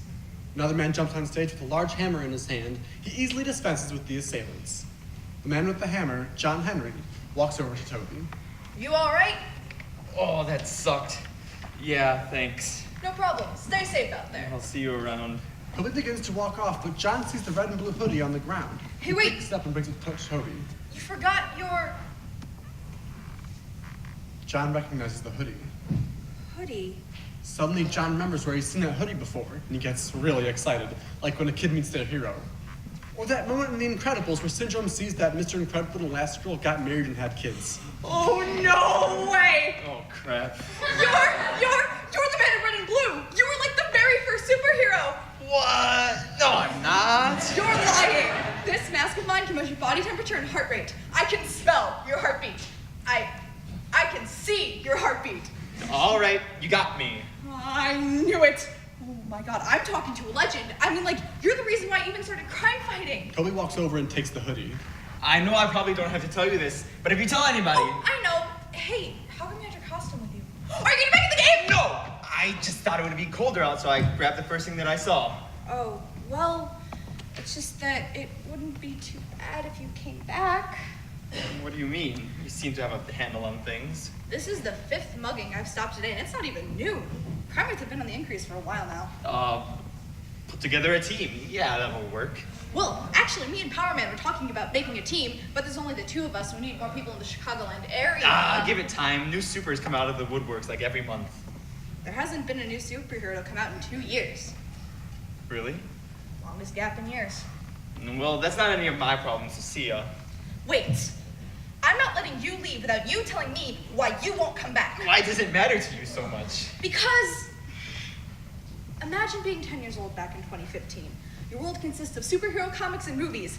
And now imagine all of a sudden a real superhero appears and he's as real as you are. What's that gonna do to a kid? You owe me this much. Wait. Something you said a second ago finally clicked. Power Man? Yeah, Power Man! Power Man. Jeez, what the hell happened to the concept of a cool name? I mean, what's yours? John Henry. John Henry? What the hell happened? Well, it's better than the man in red and blue. Hey! That name had class. It was meant to invoke the idea of a traditional superhero. And what was the woman in blue meant to invoke? The woman in blue? Your sidekick. I know who that is, and that's partner, not sidekick. Still, why the name? Well, Beth's costume had way more blue in it than mine, so I'm just like, you're the woman in blue. And that's when we came up with the code names Red and Blue, but we were never good at using those. Beth? Oh crap, crap. Toby throws down the hoodie in anger. Okay, don't worry, man, it's cool. I don't know who she is. Hell, I don't even know who you are. Yeah, but still. Oh, crap. It's cool. Old habits die hard. I blame you for this. You just had to poke and prod. Well, if you'd just given me a straight answer. I didn't have to say anything. I didn't. You had a responsibility at one point to the people of this city, to me, and then you just disappeared. Don't talk to me about responsibility. I didn't have a responsibility to the city or you. You want to know why I did it? Why I did any of it? I did it for me. I did it because I liked it and it was fun. I was good at it. I was damn good at it. You know what? I've told you this much. Might as well give you my origin story. It's 2014. My dad dies and me and my mother are destroyed. But what he leaves me isn't much, but it's life-changing. What? The tools I would need to save the day. Okay. What does that mean? My dad was the head of a research team for this shady company. They were looking into human enhancing tech through performance-enhancing drugs. All right. I almost failed high school science. I'm gonna need simple words. My dad built this watch that transformed me into a superhero whenever I needed. So naturally, like any teenager, I started crime fighting, and I was good at it. I was damn good at it. And then my best friend gets her own watch and joins in, and she's even better than I am. It was the most fun I'd ever had. What changed? After a while, it just wasn't us anymore, and, well, it wasn't fun having to share the glory. Hell, one night, every time we went out on patrol to help someone or stop a crime, somebody else was already wrapping it up. It stopped being fun. Toby walks over to one of the alley walls, slumps over and sits on the ground. John, slightly blown over by how human someone he admired was, walks over and sits down right next to him. I'm sorry that's how you feel, but that's not how I saw it. That's not how a lot of us saw it. You were a legend, the both of you. We never stopped loving you. How could you even tell who was who? After a while, we all just became mask-saving people. But no! There was a Man in Red and Blue subreddit! I forgot about that. I spent hours of my teenage years on there debating whether or not you and the woman in blue were dating. Were you? Nah. I think I just lost a really old bet with Power Man. Yeah, you and most other people, including our parents. Wow, that many people wanted it to happen? Yeah, it got annoying, but other people had fun. That's my point. That's what was different between you guys and other superheroes. Fun. Like a childlike fun. That's the part that inspired me. Hell, that's why my name is John Henry. Oh, wait, I still don't get the name. John Henry is a children's tall tale, a story. That's what I wanted to be. John, I've actually enjoyed myself. Really? It's been years since I've talked about Reds. What, you and Beth don't get all nostalgic about it? No, not really. Not enough free time. No, too much of it. I was better at managing time when I was a hero. I got good at it, like I had it down to a science or something. But now whenever I have free time, I just daydream. John and Toby both sit there for a bit. Not too long as for it to get awkward, but they're both comfortable with each other now. Toby then gets up. Well, I should probably get going. It's late and I've got work tomorrow. Yeah, plus I have this whole thing to do, so I should probably get going too. John and Toby both begin to walk away, but John sees the hoodie still on the ground. Oh, hey, you forgot this. No, thanks. Wait, you never did tell me. Why do you have this with you? What, you can tell I was lying because of that super special mask? Well, yeah, and you're already wearing the hood. So what's the deal? Toby looks down at the hoodie and smiles. Old habits die hard. John smiles and jumps away stage left. Toby stays for a bit and walks around, pulling a strange-looking watch out of his pocket. He looks at it for a bit, then walks off stage right with a smile on his face. End of play.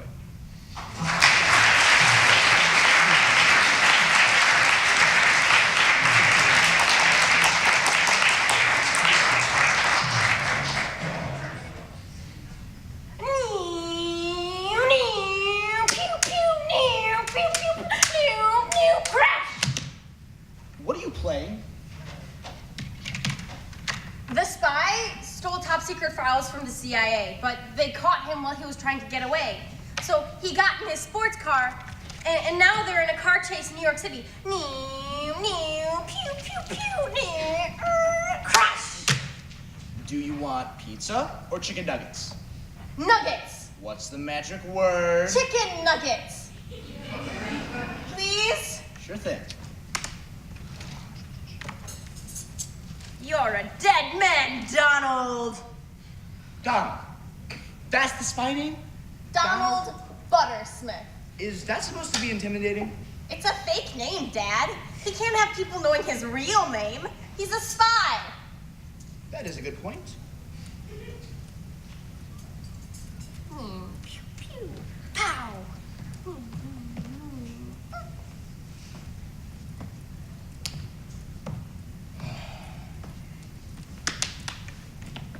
Do you want to listen to some music? Not if it's the oldies station. Are you really my daughter?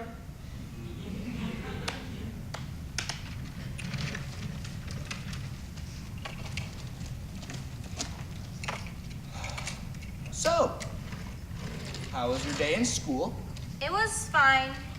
Did you play with any friends at recess? I was working on an art project. What's the project? We're doing clay sculptures. Of what? It just had to be a household object.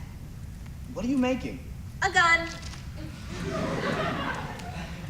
Danny, that's not really a household object. Why not? Plenty of people own guns. You're a 10-year-old girl. Why don't you want to play with dolls or something? Because dolls aren't as fun as guns. Your teachers probably don't like the idea that you're making a toy gun in art class. It's just supposed to be a squirt gun. Okay.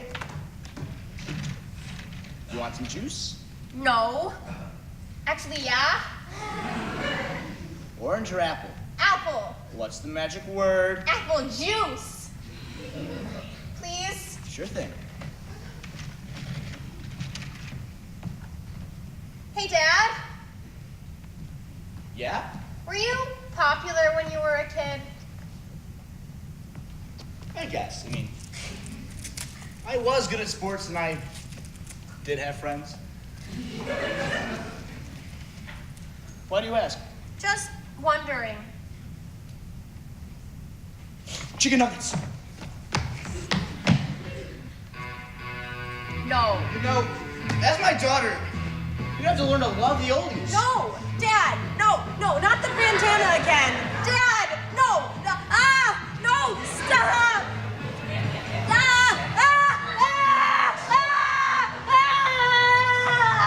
Okay, I'm sorry. Sorry about that. I gotta pee.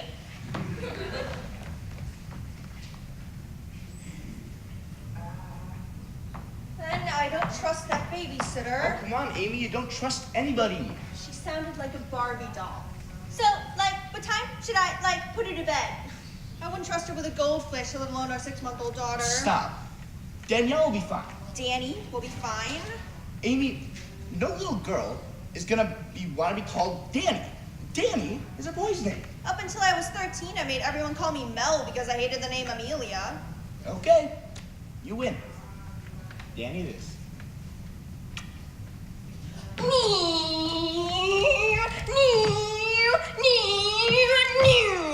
You're a dead man, Donald. Tell us where the files are. We'll make it a very slow death. You'll never find them, and I'll never tell you. You can kill me quickly or slowly. I'll never tell you.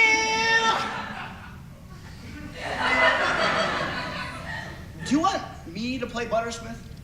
Dad, every time you play a spy, or an assassin, or a soldier, you always give them the weird voice. I take it you don't mean this voice? Dad, please. Okay, but I have been working on this evil laugh, so I'm gonna have to use that at some point. Donald is the good guy. No evil laughs. Okay, you make the rules. So what's the scene? Donald is a spy for the American government. He's spying on the French, but we caught you while you were trying to get away. Okay, wait. You gotta have an accent. I don't. Not cool. Too bad. What do you think you are doing, trying to spy on us, the French? I'll never tell. I think you will find we have very persuasive methods, Mr. Buttersmith. How do you know that name? If I told you that, I wouldn't be very good at my job. Now would I? You have a point. We can do this the easy way or the hard way. No. I'll tell you what you want to know. I broke into the French CIA. Dad, there's no such thing as the French CIA. Everyone knows that. Oh, sorry about that. I broke into the top secret French military unit to steal the plans for the secret robot army. The secret robot army. I heard of a plan to attack the U.S. and I can't let that happen. Then I guess we have no choice but to kill you. No, please, I have a white child. No, you don't. Oh. Why not? Donald is a spy for the American government. He can't have a wife or family waiting for him at home. He could die at any day. Oh, come on. He's got to have somebody in his life. He can't have friends or family. He's got to be able to disappear and reappear whenever the government needs him to. Well, everybody's got to have somebody. He doesn't need other people. He doesn't understand them, and they don't understand him. They think he's strange, and he's fine on his own, and he doesn't understand them. And he just knows that they're just stupid, and they'll never understand him. They don't know anything. Everyone needs somebody they care about. Not Donald.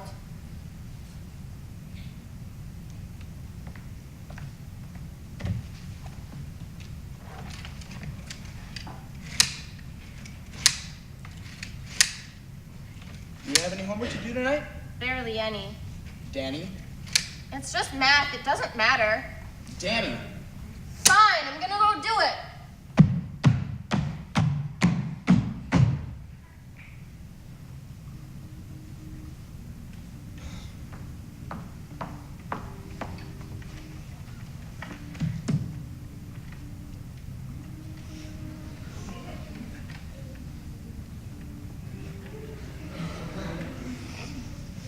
Do you want to hear something awful? No! But why would you start with something like that? Do you remember the guy that moved into my old apartment? Yeah. What's his name? Alex? Alan. Right, Alan. What about him? Passed away last week. He did? That's awful. How? Heart attack. He was alone in his apartment. Completely alone? That's awful. I guess. I mean, he had no family or friends? No. That's terrible. Well, he must have felt so depressed. Well, I mean, I don't think he was depressed. How could he not be? Well, I mean, maybe he just doesn't need other people. They don't understand him or they think he's strange and he's fine on his own. And he doesn't really understand them either. He knows that they're just stupid and they'll never understand him. They don't know anything. Amy. Sorry. Amy, are you? I'm sorry, it's been a rough week.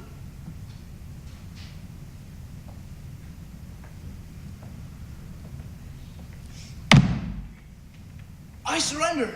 So? So? Isn't that your plan for me to surrender? No. Silly goose. Dad, no, Dad!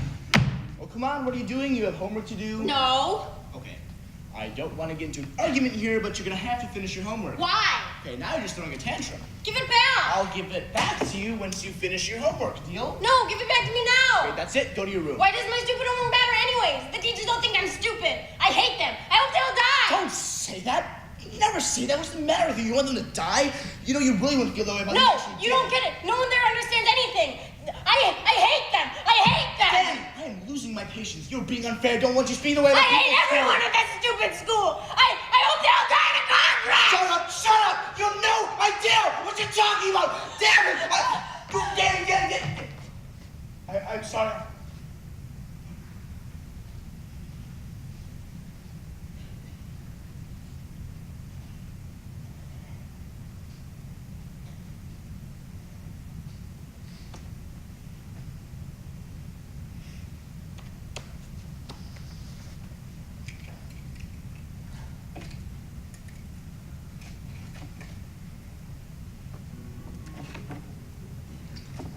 God, I love this song.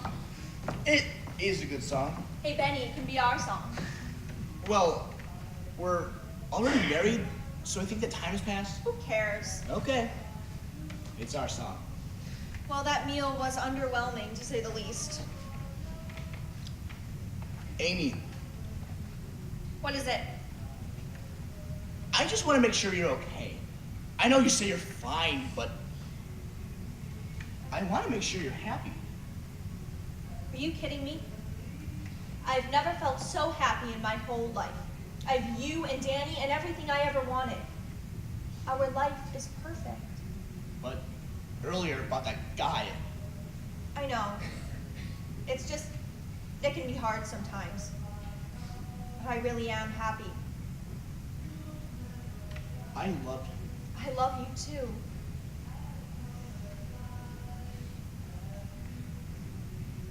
Dad? Danny, I am so sorry. Dad, it's okay. No, it's not. Dad, do you want to dance? Yeah. Come here.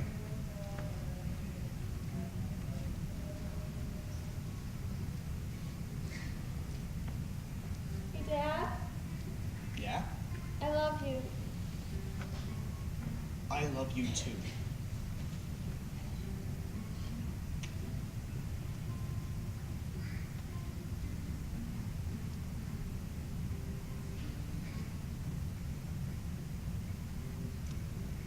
Are you ready? What? Are you ready to go? Yeah, I'm ready.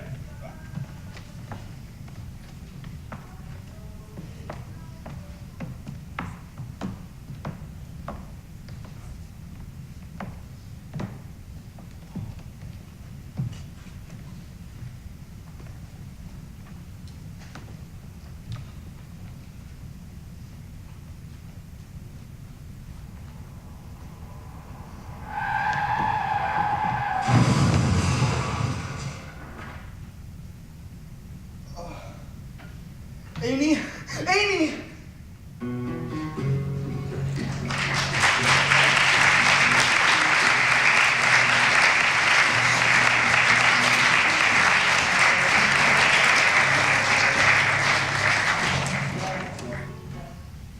From Tens by Teens 2009, Antonio and Camille by Francisco Tirado. A bench sits center stage, and Antonio sits there holding a red balloon, looking stiff and awkward. Stage right, a sign says bus stop. Camille enters holding a styrofoam takeout box. She looks at Antonio nervously, hesitates, and then sits down on the bench as well, as far away as possible. Nice balloon. What? I said I like your balloon. It was my nephew's. He gave it to me to hold and then kind of ran off and forgot about it. Oh, well, that's cute. What's your nephew's name? Toby. Oh, Toby. That's a cute name. Were you just visiting the zoo with him, or? No, actually his birthday was today, so he decided to have a little party here at the zoo. Balloons, cake, lots of animal-shaped foods. Oh my gosh, wow, I was actually sort of there. Where? At the party today. Well, I mean, the kid I nanny for was invited. I stayed home with him. I stayed with him the whole day, and his mom just came and picked him up. So I'm just waiting for the bus home. Oh, that's so funny. I must not have seen you. Yeah, that's so weird. Antonio glances over to her quickly. She glances back. They both saw each other at the party, but are too awkward to admit it. I'm not really sure why I came. I'm so bad with kids and parties. I'm really bad at parties. I mean, my sister said she needed more chaperones, but I just feel so weird going to little kid parties. Yeah, oh my gosh, I feel like a pedophile. Yeah. Like a pedophile.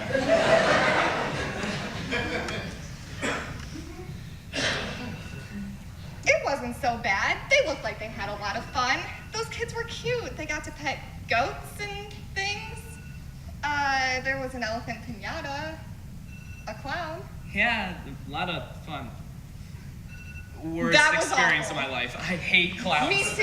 Clownophobia? Absolutely.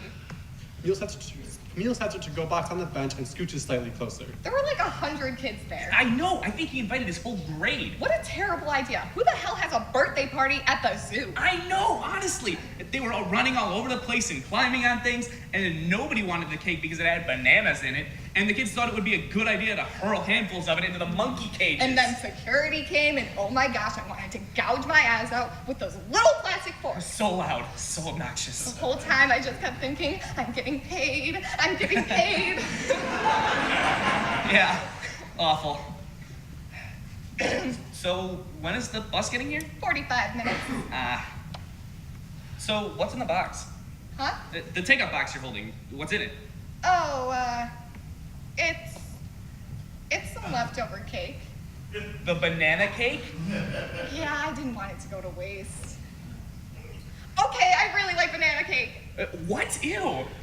Oh, come on, like we all don't have our weird little fetishes. Maybe fetishes wasn't the right word. Appetite? No, you definitely said fetishes. I didn't mean it, okay? That was weird. Look, I'm not making fun of you for having a red balloon. Oh, well, I kind of have this balloon fetish. Stop it! I'm just trying to make you feel better. Who am I kidding? That cake is so gross. The bananas get all brown and mushy. I like the mush. Well, this conversation reached an all-time weird. So, you left a lot earlier than I did. Why was that? Could you just not take it anymore? Well, not really. I was avoiding someone. Really? Who? Just someone that I didn't want to deal with anymore. It's kind of personal. I'm sorry. Oh, that's all right. Where are you from again? Sandia Heights, a bit more north. Oh, I live by Alameda. That's not too far from there. Wow, so the balloon festival, huh? Yeah, it's pretty beautiful. I've actually always wanted to go. Really? I go every year. It's nice. You should definitely come. Well, we should meet up or something. Do you have a phone number I could... Oh, well, I don't really give my number out to people. Oh, right. Me neither. So, Sandia. It's nice there. Yeah. Suddenly, Sasha enters stage left. She is clad in high heels, sunglasses, and items that are a little too fancy for the zoo. She is flustered. Tony! Sasha. Where have you been? I've been looking through every frickin' exhibit, even the baboons. I hate baboons! Thought I lost her in the alligators. You? We're trying to lose me? I should be trying to lose you. You are so immature breaking up with someone then just running away like that. Well, Sasha, I'm sorry, but sometimes you get a bit emotional. Don't you pull that whole emotional card on me. I am a grown woman, and I have every right to express my feelings when I feel necessary. And damn it, Tony, you just frustrate me so much. I'm not letting you go so easily. I don't understand how...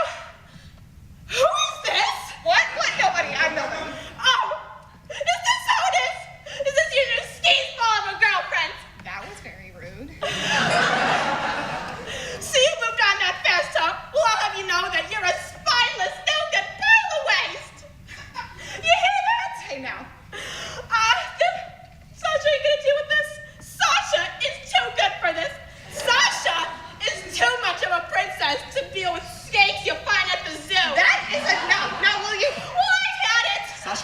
takeout box.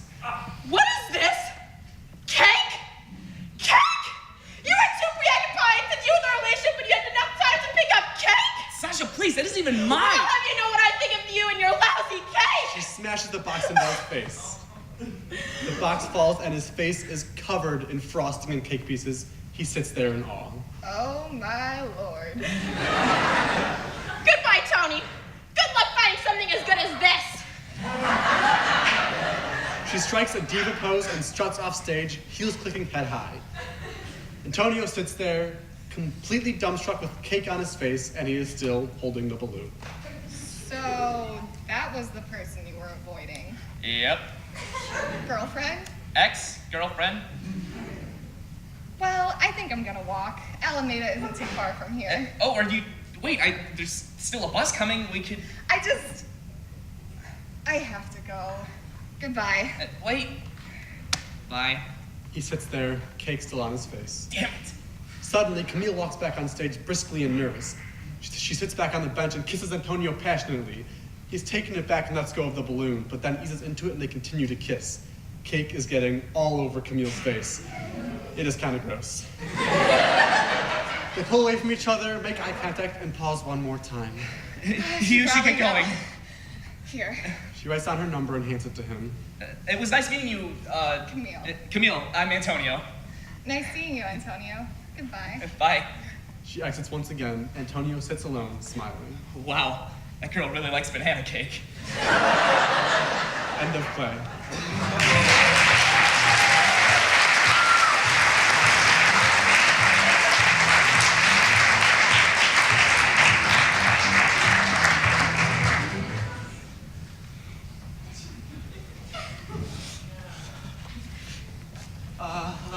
It's Tyler Johnson. Oh, hey, little nerd, bro.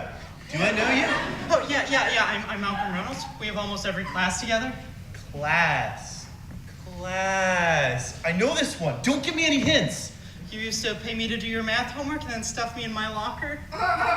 Keep talking. Mega wedgie. Oh, yeah, dude. I remember your Mickey Mouse underwear. Good times. Sure, but anyway, I need your help. Just a small favor. There's this girl. Whoa! Hold up for a second, Potato Chip. A girl? Yes, a girl. You should have started with that one, man. As an official honorary bro, a title of my own invention.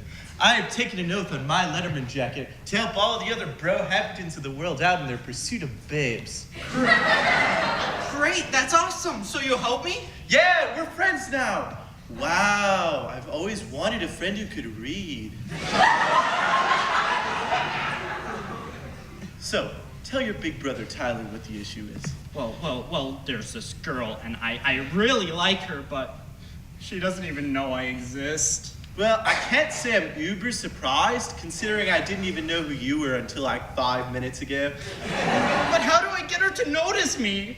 Well, I usually just take off my jacket, step in, flex, a grunt. Works most of the time. But she's way above me on the social food chain. Brains and food? Who is this dream girl? Right? So I need you to give me some advice on how to be cool. And I mean, even if you rejected me, maybe some of your coolness would rub off on me. Well, I do have enough cool to send a small country into a forever winter. Right. So what do I do? Well, let me let you in on a little secret about girls, Protein Shake. Act like you don't care. What? Act like you don't care. Play it cool. Here, take my Letterman jacket. Your Letterman jacket? I can't take this. This is awesome! You look good. Just remember, play it cool. That's her. Quinn? Okay, I can do this. Yes, I got this. Hey! Quinn. He's toast. Oh. Hey, Malcolm. Hey, babe. Babe burrito, platform, babe, 3/4, cheese and baber in paradise. Pardon? Nothing. Are you wearing a Letterman jacket? Yeah, I figured it was cool and casual. Like me, not even trying here. Yeah. That's kind of weird. I didn't know you played sports. You're right. Dude, this sweet jacket just flew out of the sky! And it even has my name on it!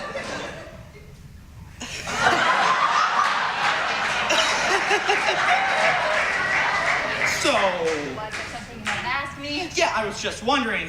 Oh, shoot, I gotta get to class. Can we talk later? No, this will only take a second. I'm about to run out of self-confidence. I was wondering if you want to grab food sometime before after school, because school, but... Yeah, sure, after school. Okay, it's gotta go by. Great, that's awesome. I'll see you there.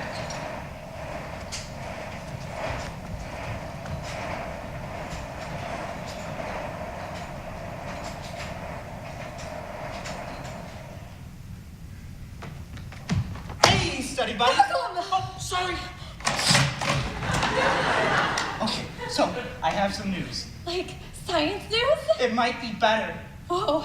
Malcolm, is this like particle acceleration cool? I got a date with Quinn O'Connor. Well? Oh! That's great, Malcolm. I'm glad you approve because I need your help. I mean, you're a girl, right?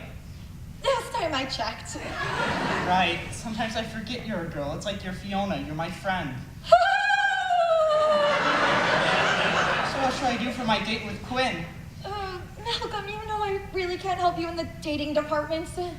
Please? Malcolm. I'll never ask for anything, ever, forever, for the rest of time. Fine, okay, all right? Okay, if it were me, I would want you to take me, her, on a picnic. And then we could, her, could sit in the grass on an old blanket and you'd pack sandwiches and drinks, but the sandwiches would go bad because you forgot to keep the mayonnaise cold. So we'd just eat the strawberries you brought instead. And then you'd look me in the eyes and you'd tell me that you've always liked me, but you've just been too afraid to say it. And then we'd kiss. Awesome, great, Quinn would love that. Oh man, I gotta go.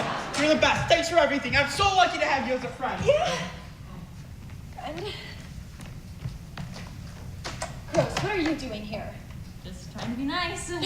First you steal Malcolm away from me, now you're trying to be nice to me? Steal, what does that mean? You know what it means. Malcolm obviously likes you. What? Oh, this is so awkward. You better not break his heart, you geocentric creationist. I've got to fix this. Yeah, you do. Ugh, why do I have such strong emotions when I'm around you? What? Nothing. Okay. I can't believe he's going out with her. That should be me on that date, not Quinn. What is wrong with me? Hey, she-nerd, is this seat taken? Oh, because you were talking to somebody. Just myself. I am mentally stable, I promise. Have a seat. Sweet. You're Malcolm's friend, right? Yeah, we go way back. Same here. We go all the way back to the first period. Good times. So you're like smart and stuff. Do you know anything about chemistry? Do I know anything about chemistry? You've got to be joking. I do? So like, knock knock. It's just an expression. No, it's a knock knock joke. Jeez, you're pretty dumb for a smart person. I just meant that I can certainly assist you with your chemistry homework, but I have a lot in my mind right now. Oh, you want to talk about it? Do you? Well, I have taken an oath to listen to all of Babes' problems and feelings whenever I can. Okay. I just sent this guy off on a date with my archenemy. That sucks. I know, I turn into such an idiot around him, you know? I turn into what's the word? A werewolf? No, a girl, a teenage girl. Well, you are a teenage girl. Yeah, but I'm supposed to be better than other teenage girls. I'm a strong, independent woman who don't need no man. Excuse my double negative. Double negatives? That's algebra, not chemistry. Listen, Tyler, what should I do? The guy in my dreams is off on a date with the perfect specimen of human evolution. I'm in the same banana boat, sister. It sucks, doesn't it? Yeah, it does suck. I turn into a babbling lunatic straight out of a YA novel when I'm around him. And I turn into a one-track bimbo. Oh, God, sometimes people just can't see what's right in front of them. Anyways, Tyler, what should I do? Well, I'm not a genius child or anything, but I think you should tell him how you feel. You're right. You should take your own advice. What? You should tell this girl that you like her. No.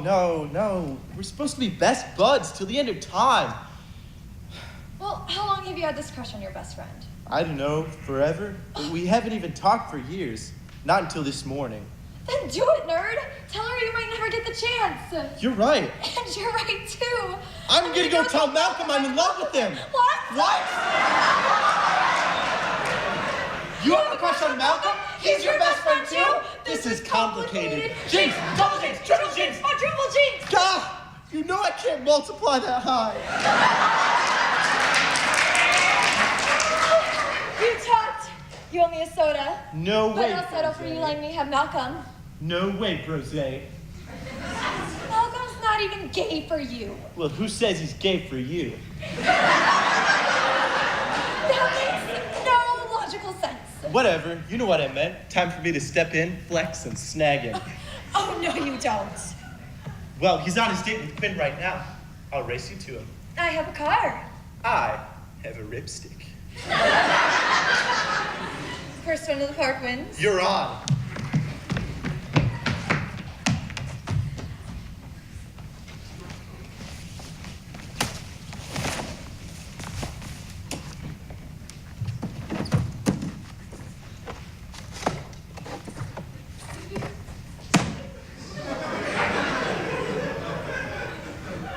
So... Yeah.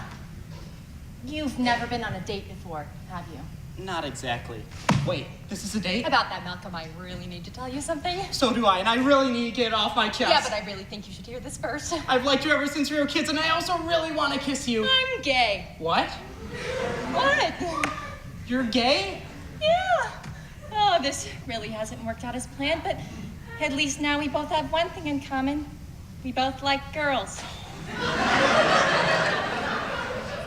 Man, the only girl I've ever had a crush on turns out to be gay. I feel you. The girl I like is probably straight.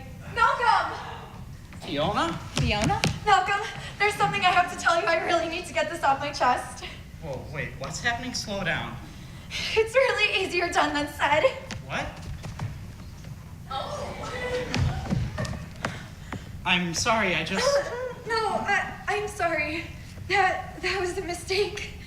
He's all yours, Quinn. Ow! You hit hard! It's a sports thing. Get your head in the game, Malcolm. Is that a sports thing?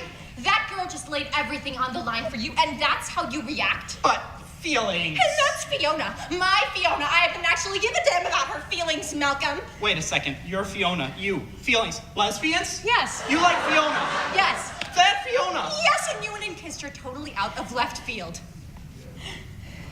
Wait. You like me? Oh, this is so messed up.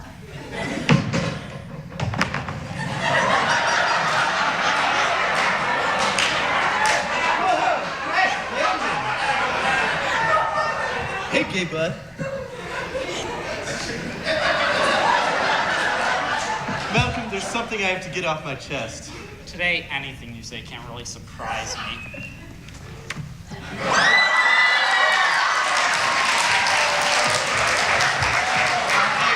Stand corrected. I know you're a total hetero and all, but I just kind of needed to do that just once. I get it. I'm sorry I'm a hetero. We're bro homies. It's chill.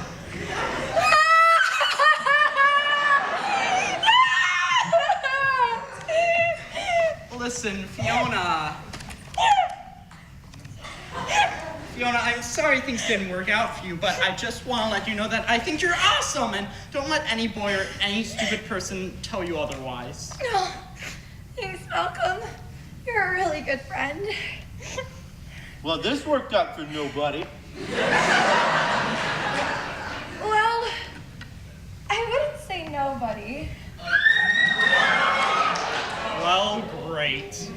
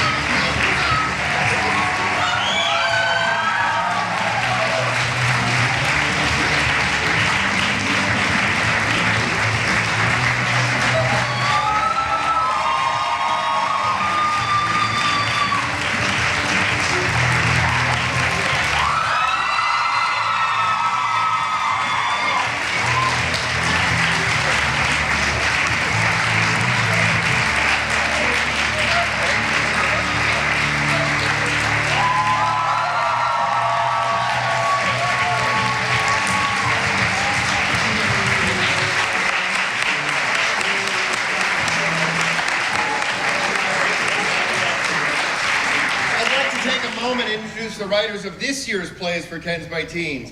The Year Train is written by Lauren McAllister.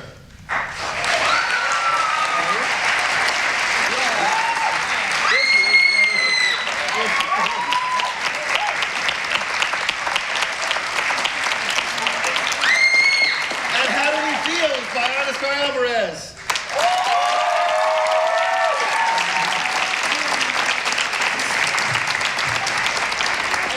Locked and Loaded is by Courtney Kerhays.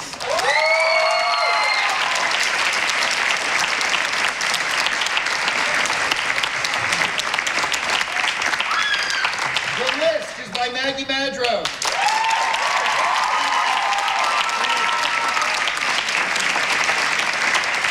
The Joke's on You is by Jake Orozco.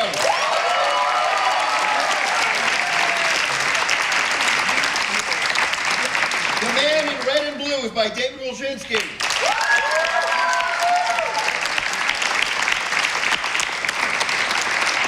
And I Love Her is by Ellie Baird.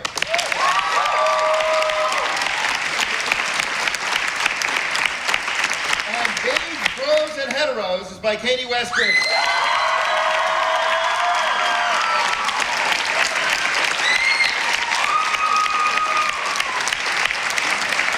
There is one more person who needs to make an announcement of some sort.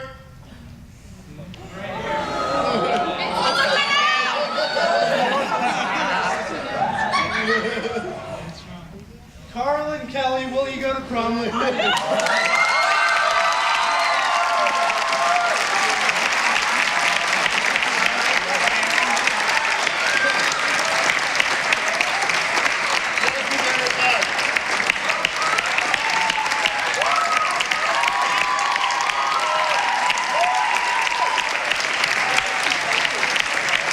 Come back tomorrow and you too can ask one of these people to the prom. Have a great evening, folks.